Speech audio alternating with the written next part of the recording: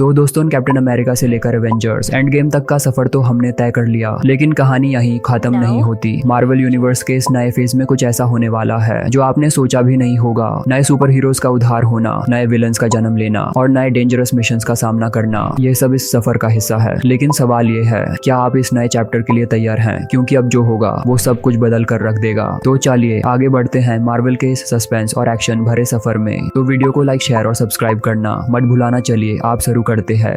Avengers end game के बाद हम नए कैरेक्टर्स और नए मल्टीवर्स के खिलाड़ियों से मिलते हैं। नंबर 17 पे है Spiderman far from home. Tony Stark के मरने के बाद पीटर पार्कर को एक नए विलन मिस्ट्रियो के खिलाफ लड़ना पड़ता है। इस मूवी से स्पाइडरमैन के नए सफर की शुरुआत होती है। इसके बाद आती है MCU की सबसे बड़ी series Wanda vision. Wanda Maximoff की ये कहानी है जहां वो अपने प्यार विजन के खो जाने के बाद अपने दर्द से एक अल्टरनेट रियलिटी बनाती है। यह सीरीज MCU के मल्टीवर्स के कॉन्सेप्ट को एक्सप्लोर करती है और वांडा को एक पावरफुल बीइंग स्कारलेट विच के रूप में दिखाती है। इस सीरीज के बाद मल्टीवर्स का कॉन्सेप्ट और ज्यादा गहरा होता है। तो नंबर 19 पे है the falcon and the winter soldier. इस सीरीज में सैम विल्सन और बकी बार्न्स को देखते हैं जो कैप्टन अमेरिका के लेगेसी को आगे ले जाने की कोशिश करते हैं। सैम को कैप्टन अमेरिका की शील्ड मिली है, लेकिन उसे अपने नए रोल को कबूल करना पड़ता है। फिर मार्वल के नए एलिमेंट्स शामिल होते हैं। नंबर 20 पे है एक और सीरीज लोकीज और लोकी का अल्टरनेट वर्जन जो अवेंजर्स एंड गेम में एस्केप कर गया था। अपनी सीरीज में टाइम वेरिएंस अथॉरिटी TVA के साथ मल्टीवर्स का सफर करता है। लोकी के चॉइसेस के कारण कंग द कॉन्करर जैसा बड़ा विलन इंट्रोड्यूस होता है जो आगे मार्वल की कहानी में एक मेजर रोल निभाएगा।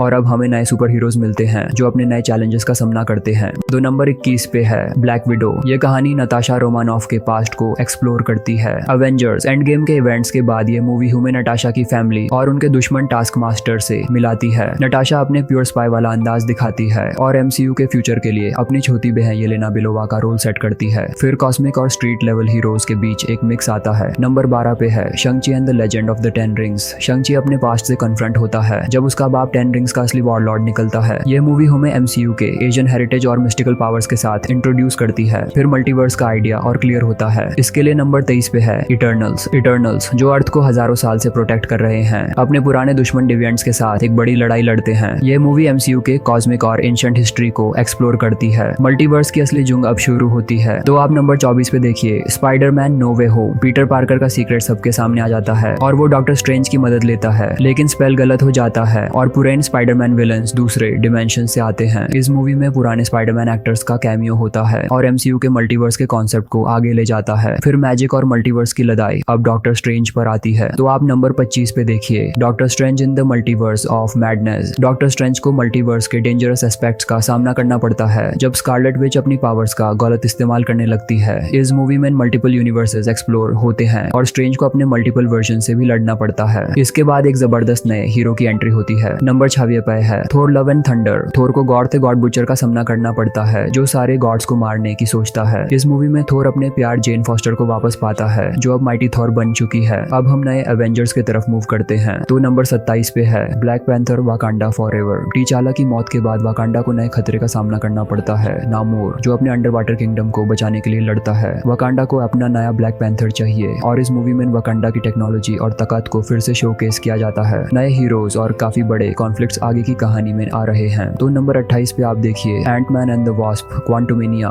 एंटमैन और उसकी टीम को क्वांटम रेल्म के अंदर एक बड़े विलन कैंग द कॉन्करर का सामना करना पड़ता है। ये मूवी MCU के फ्यूचर के लिए एक मेजर सेटअप बनाती है जो कैंग के थ्रू अवेंजर्स के आगे का चैलेंज बनेगा। और अब हम गार्डियंस के नए एडवेंचर पर आते हैं। तो इसके बाद देखिए हमारे लिस्ट की 29वीं movie Guardians of the Galaxy volume 3। Guardians की टीम अपने नए मिशन पर जाती है जहां उन्हें रॉकेट का पास्ट समझ में आता है। इस मूवी में गार्डियंस की इमोशनल जर्नी और एक नए विलन हाई एवोल्यूशनरी का रोल देखने को मिलता है। मार्वल के नए फेज के नए हीरोज के साथ ये जर्नी अब और एक्साइटिंग होती जा रही है। तो नंबर 30 पे है सीक्रेट इन्वेशन। इस सीरीज में निक फ्यूरी को स्क्रूल्स के एक सीक्रेट इन्वेशन का सामना करना पड़ता है जो अर्थ के लीडर्स का प्लेस ले चुके हैं। यह सीरीज MCU के पॉलिटिकल इंट्रीग और स्पाई थ्रिलर को एक्सप्लोर करती है और आखिरी सफर तक हमेशा नए सरप्राइजेस और एक्शन मार्वल दे रहा है। तो दोस्तों ये थी MCU की कंप्लीट कहानी अब तक, जिसमें हर नए कैरेक्टर और विलन ने मार्वल यूनिवर्स को और इंटरेस्टिंग बनाया है। अगर आपको यह जर्नी पसंद आई हो तो हमारी चैनल फिल्मी रॉकेट को लाइक, शेयर और सब्सक्राइब जरूर करें। अगली बार एक नए एडवेंचर के साथ मिलते हैं। हाँ, कुछ और इंपॉर्टेंट मूवीज और कैरेक्टर्स भी हैं जो मार्वल के सिनेमैटिक यूनिवर्स में शामिल हैं, जैसे डेडपूल, वेनम और एक्समैन। इन मूवीज का MCU के मेन टाइमलाइन से डायरेक्ट कनेक्शन अब तक नहीं रहा, लेकिन आगे चलकर मल्टीवर्स के कॉन्सेप्ट्स के थ्रू इन कैरेक्टर्स का भी MCU में शामिल होने का चांस है। 31 डेडपूल 2016 और डेडपूल 2 तो 2018 वेड विल्सन जो एक एक्स मर्सनरी है अपने कैंसर के इलाज के चक्कर में एक म्यूटेंट बन जाता है और इसके बाद वो डेडपूल के नाम से जाना जाता है। इस मूवी का स्टाइल एमसीयू से काफी अलग है क्योंकि इसमें कॉमेडी और एक्शन का जबरदस्त मिक्स है। डेडपूल अपने चाउथ वॉल ब्रेकिंग स्टाइल और सेल्फ अवेयर ह्यूमर के लिए फेमस है। आगे आने वाली एमसीयू मूवीज में डेडपूल का क्रॉसओवर एक्सपेक्टेड है जिसमें वो एमसीयू के हीरोज के साथ इंटरेक्शन करेगा, तो आप ये सारी मूवी भी साथ में देख सकते हैं। धन्यवाद देखकर मेरी वीडियो।